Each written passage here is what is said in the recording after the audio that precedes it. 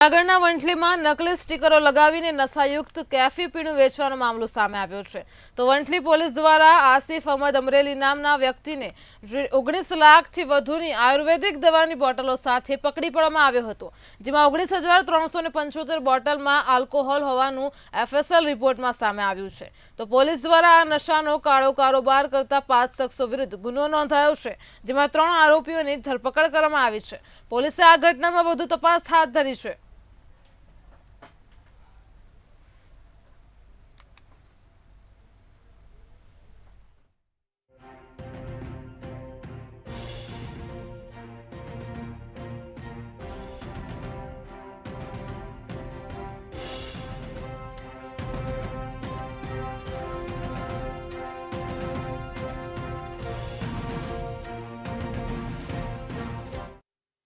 વિશે વંથલીના રહીશ આસિફભાઈ મોહમ્મદભાઈ અમરેલિયાની વાડીમાં રેડ કરતા ત્યાં અંદાજે જુદી જુદી બ્રાન્ડની 775 ની જેટલી પેટીઓ અને અંદાજે એમાં 19,375 નંગ જેની કિંમત 19,37,500 રૂપિયાનો સિરપ મળી આવેલો, જે અંગે પ્રાથમિક જાણવાજોગ તપાસ કરી વંથલી પોલીસે આગળની તપાસ હાથ ધરેલી।